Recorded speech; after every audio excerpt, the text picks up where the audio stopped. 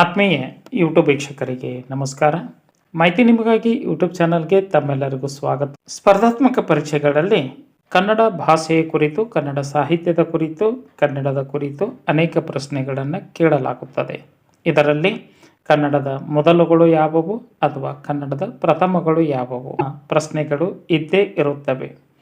ಇಂತಹ ಮೊದಲ ಮತ್ತು ಕನ್ನಡದ ಪ್ರಥಮಗಳಿಗೆ ಕನ್ನಡ ಸಾಹಿತ್ಯ ಚರಿತ್ರೆ, ಕನ್ನಡ ಭಾಷೆ, ಕನ್ನಡ ನಾಡು ನುಡಿ ಅನೇಕ ಪ್ರಥಮಗಳನ್ನು ಹೊಂದಿದೆ ಅಂದರೆ ಅದು ತಪ್ಪಾಗಲಾರದು. ಹಾಗಾಗಿ ಕನ್ನಡದ ಪ್ರಥಮಗಳ ಮಾಲಿಕೆಯ ಸಾಲಿನಲ್ಲಿ ಭಾಗ 7ರಲ್ಲಿ ಬರ್ತಕ್ಕಂತಹ ಕೆಲವೊಂದಿಷ್ಟು ಕನ್ನಡದ ಪ್ರಥಮಗಳ ಕುರಿತಾದಂತಹ ಚರ್ಚೆಯನ್ನು ತಮ್ಮಲ್ಲಿ ಕೈಗೊಳ್ತಾ ಇದ್ದೀನಿ. ಕನ್ನಡದ ಪ್ರಥಮ ಹೇಗೆ, ಏಕೆ, ಯಾವಾಗ ಎಂಬ ಸ್ಪಷ್ಟವಾದ ಸ್ಪಷ್ಟೀಕರಣವನ್ನು ತಮಗೆ ನಾನು ಕೊಡ್ತಾ ಇದ್ದೀನಿ.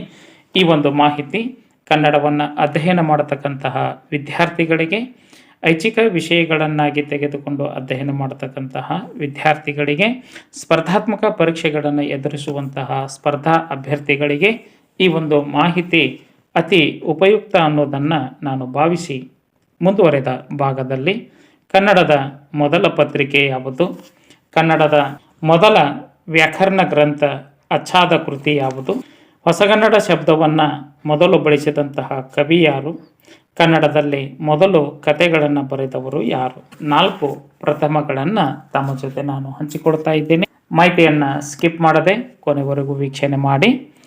ಫಸ್ಟ್ ಟೈಮ್ ಮಾಹಿತಿ ನಿಮಗಾಗಿ ಯೂಟ್ಯೂಬ್ ಚಾನಲ್ ವೀಕ್ಷಣೆ ಮಾಡ್ತಾ ಇದ್ದರೆ ಸಬ್ಸ್ಕ್ರೈಬ್ ಬಟನ್ ಮೇಲೆ ಕ್ಲಿಕ್ ಮಾಡಿ, ಬೆಲ್ ಐಕಾನನ್ನು ಒತ್ತಿ ಆಲ್ ಅಂತಕ್ಕಂಥ ಆಪ್ಷನ್ಸ್ ಆಯ್ಕೆ ಮಾಡಿಕೊಳ್ಳಿ. ನಾನು ಕೊಡ್ತಕ್ಕಂಥ ನೇಮಕಾತಿ ಪ್ರಕಟಣೆಗಳು, ಸ್ಪರ್ಧಾತ್ಮಕ ಪರೀಕ್ಷೆಗಳ ಸಲಹೆಗಳು, ಸಾಹಿತ್ಯದ ಕುರಿತಾದಂತಹ ಧ್ವನಿಮುದ್ರಣ ಪಾಠಗಳು ತಮಗೆ ನೋಟಿಫಿಕೇಶನ್ ಮೂಲಕ ಲಭ್ಯವಾಗುತ್ತವೆ. ಪೂರ್ಣವಾಗಿ ನೋಡಿ ಅನಿಸಿಕೆ ಅಭಿಪ್ರಾಯಗಳನ್ನು ಕಮೆಂಟ್ ಮೂಲಕವಾಗಿ ಫೀಡ್ಬ್ಯಾಕ್ ಕೊಡ್ಬೋದಾಗಿದೆ. ಮಾಹಿತಿಗೆ ಲೈಕ್ ಕೊಡೋದನ್ನು ಮರೆಯದಿರಿ. ಈಗಲೇ ಲೈಕ್ ಬಟನ್ ಮೇಲೆ ಕ್ಲಿಕ್ ಮಾಡಿ. ಬನ್ನಿ, ಕನ್ನಡದ ಮೊದಲ ಪತ್ರಿಕೆ ಯಾವುದು? ಇದಕ್ಕೆ ಸರಿಯಾದ ಉತ್ತರ ಮಂಗಳೂರು ಸಮಾಚಾರ.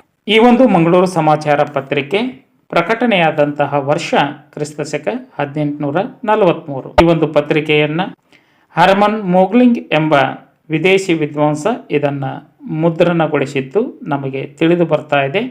ಮಂಗಳೂರು ಸಮಾಚಾರ ಪತ್ರಿಕೆಯ ಉದ್ದೇಶ ಕನ್ನಡದ ಚೊಚ್ಚಲ ಪತ್ರಿಕೆ. ಇದು ಮಂಗಳೂರು ಸಮಾಚಾರವಾಗಿದ್ದು 15 ದಿನಗಳಿಗೊಮ್ಮೆ ಪ್ರಕಟವಾಗುತ್ತದೆ. 15 ದಿನಗಳಿಗೊಮ್ಮೆ ಪ್ರಕಟವಾಗುವ ಪತ್ರಿಕೆಯನ್ನು ನಾವು ಪಾಕ್ಷಿಕ ಪತ್ರಿಕೆ ಎಂದು ಕರೆಯುತ್ತೇವೆ. ಮಂಗಳೂರು ಸಮಾಚಾರ ಪತ್ರಿಕೆಯು 4 ಪುಟಗಳನ್ನು ಒಳಗೊಂಡಿದ್ದು ಇದು ಕಲ್ಲಂಚಿನಲ್ಲಿ ಮುದ್ರಣಗೊಂಡಂತಹ ಪತ್ರಿಕೆ ಆಗಿದೆ. ಮಂಗಳೂರು ಸಮಾಚಾರ ಪತ್ರಿಕೆ ಬೆಲೆ 1 ದುಡ್ಡು ಮಾತ್ರ.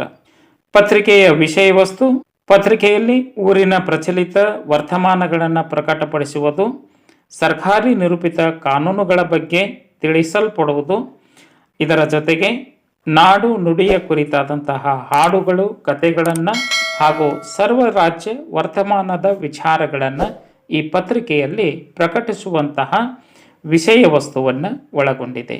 ಇದರ ಜೊತೆಗೆ ಬರಹಗಾರರಿಗೆ ಆದ್ಯತೆಯನ್ನು ಕೊಟ್ಟು ಅವರ ಬರಹಗಳನ್ನು ಆಹ್ವಾನಿಸಲಾಗುತ್ತಿತ್ತು. ಇಂತಹ ಕನ್ನಡದ ಮೊದಲ ಪತ್ರಿಕೆ ಮಂಗಳೂರು ಸಮಾಚಾರ. ಇಂದು ಪತ್ರಿಕೆಗಳ ಓದುಗರ ಜೀವಾಳವಾಗಿದ್ದು ದಿನನಿತ್ಯದ ದೈನಂದಿನ ಮಾಹಿತಿಗಳು, ದಿನಪತ್ರಿಕೆಗಳನ್ನು ಓದಿ ನಾವು ಅರ್ಥ ಮಾಡಿಕೊಳ್ಳುತ್ತೇವೆ. ಇಂತಹ ಕನ್ನಡದ ಮೊದಲ ಪತ್ರಿಕೆ ಮಂಗಳೂರು ಸಮಾಚಾರ. ಇನ್ನು ಎರಡನೇದಾಗಿ ಕನ್ನಡದಲ್ಲಿ ಮೊದಲು ಅಚ್ಚಾದಂತಹ ಕೃತಿ ಯಾವುದು? ಸರಿಯಾದ ಉತ್ತರ A grammar of the Kannada language. ಇದು ಕನ್ನಡದಲ್ಲಿ ಮುದ್ರಣಗೊಂಡಂತಹ ಅಥವಾ ಅಚ್ಚಾದಂತಹ ಕೃತಿಯಾಗಿದ್ದು ಅಚ್ಚಾದ ವರ್ಷ ಕ್ರಿಸ್ತಶಕ 1817. ಈ ಒಂದು ಕೃತಿಗೆ ಪ್ರಸ್ತುತ 208 ವರ್ಷಗಳ ಇತಿಹಾಸವನ್ನು ಹೊಂದಿದೆ. ಕನ್ನಡದಲ್ಲಿ ಮುದ್ರಿತವಾದ ಮೊದಲ ಪುಸ್ತಕವಾಗಿದ್ದು ಕನ್ನಡವನ್ನು ಲಿಥೋ ಪ್ರೆಸ್ನಲ್ಲಿ ಮುದ್ರಿಸಲಾಗಿದೆ. ವಿಲಿಯಂ ಕ್ಯಾರಿ ಅಂತಕ್ಕಂತಹ ವಿದೇಶಿ ಬ್ರಿಟಿಷ್ ವಿದ್ವಾಂಸರರು ಕನ್ನಡ ನಾಡು ಇಡೀ ಭಾರತ ಖಂಡದಲ್ಲಿ ಇವರ ಕಾರ್ಯವೈಖರಿ ಬಹುಮೆಚ್ಚುಗೆ ಆಗಿದೆ. ಕನ್ನಡ ನಾಡಿನಲ್ಲಿ ಮಾತ್ರವಲ್ಲ, ಭಾರತ ದೇಶದಲ್ಲಿ ಬ್ರಿಟಿಷರ ಎಲ್ಲ ಪ್ರಾಂತ್ಯಗಳಲ್ಲಿ ಆಡಳಿತವನ್ನು ಮಾಡಿ, ಬಾಂಗ್ಲಾದೇಶದಲ್ಲಿಯೂ ಆಡಳಿತ ಮಾಡಿ, ಶಿಕ್ಷಣ, ಸಾಮಾಜಿಕ ಸುಧಾರಣೆ ಇವರ ಮೂಲ ಉದ್ದೇಶ ಆಗಿತ್ತು. ಇವರ ಹೆಸರಿನಲ್ಲಿ ಭಾರತ ದೇಶದಲ್ಲಿ ವಿವಿಧ ಶಾಲೆಗಳನ್ನು ತೆರೆಯಲಾಗಿತ್ತು. ಅವೆಲ್ಲವೂ ಔಪಚಾರಿಕ ಶಿಕ್ಷಣವನ್ನು ಇಂದಿಗೂ ಸಹ ಮಾಡಲ್ಪಟ್ಟಿವೆ.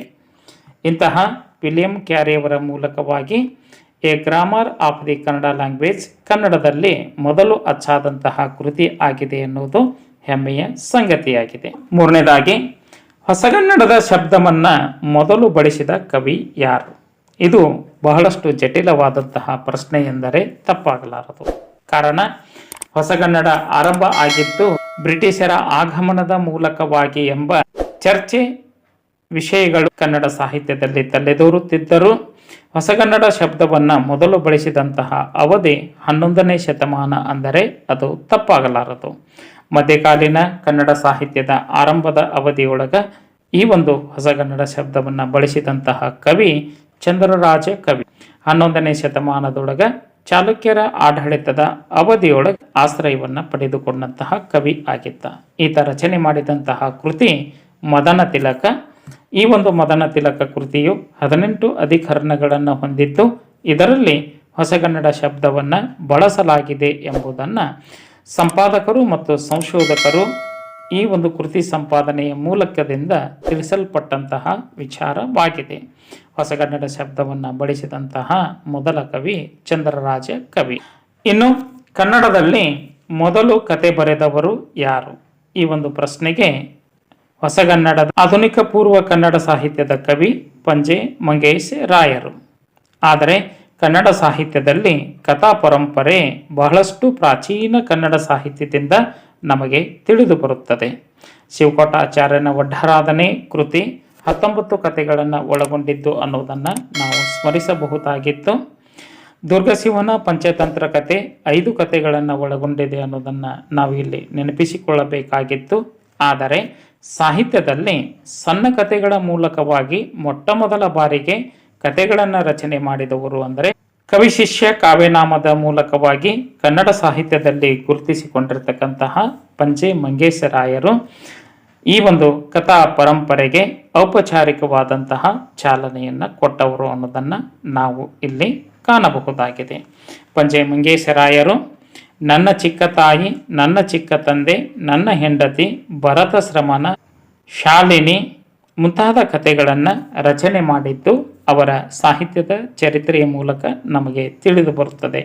ಹೀಗಾಗಿ ಕನ್ನಡದಲ್ಲಿ ಮೊದಲು ಕಥೆಯನ್ನು ಬರೆದವರು ಎಂದರೆ ಅದಕ್ಕೆ ಸರಿಯಾದ ಉತ್ತರ ಪಂಜೆ ಮಂಗೇಶ ರಾಯರು ಅನ್ನೋದನ್ನು ನಾವು ನೆನಪಿನಲ್ಲಿ ಇಟ್ಟುಕೊಂಡ್ರೆ ಸಾಕು. ಹಾಗಾಗಿ ಸ್ಪರ್ಧಾ ಅಭ್ಯರ್ಥಿಗಳೇ, ಐಚ್ಛಿಕ ಕನ್ನಡ ವಿಷಯವನ್ನು ಅಧ್ಯಯನ ಮಾಡತಕ್ಕಂತಹ ಕನ್ನಡ ವಿದ್ಯಾರ್ಥಿಗಳೇ, ಕನ್ನಡ ಭಾಷೆಯನ್ನು ಅಧ್ಯಯನ ಮಾಡತಕ್ಕಂತಹ ಎಲ್ಲ ಶೈಕ್ಷಣಿಕ ಹಂತದ ವಿದ್ಯಾರ್ಥಿಗಳು, ಪ್ರಾಥಮಿಕ, ಪ್ರೌಢ, ಪದವಿ ಪೂರ್ವ ಹಾಗೂ ಪದವಿ ಸ್ನಾತಕೋತ್ತರ ಪದವಿಯನ್ನು ಅಧ್ಯಯನ ಮಾಡತಕ್ಕಂತಹ ಕನ್ನಡದ ಮನಸ್ಸುಗಳಿಗೆ ಈ ಕನ್ನಡದ ಪ್ರಥಮಗಳು ಒಂದು ಉತ್ತಮವಾದಂತಹ ಮಾಹಿತಿ ಅನ್ನುವುದನ್ನು ನಾನು ಭಾವಿಸ್ತಾ ಇದ್ದೀನಿ.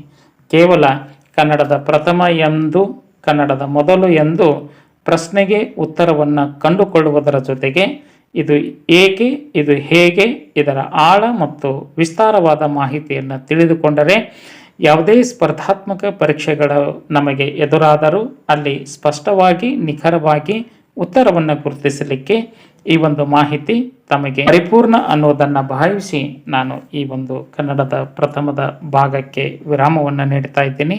ಈ ಒಂದು ಮಾಹಿತಿ ಹೇಗೆ ಅನ್ನಿಸ್ತಾ ಅನಿಸಿಕೆ ಅಭಿಪ್ರಾಯಗಳನ್ನು ದಯವಿಟ್ಟು ಕಮೆಂಟ್ ಮೂಲಕವಾಗಿ ತಿಳಿಸಬಹುದಾಗಿದೆ. ಮಾಹಿತಿ ನಿಮಗಾಗಿ ಯೂಟ್ಯೂಬ್ ಚಾನಲ್ ಜೊತೆ ಸದಾ ಸಂಪರ್ಕದಲ್ಲಿರ್ರಿ. ಎಲ್ಲರಿಗೂ ಧನ್ಯವಾದಗಳು.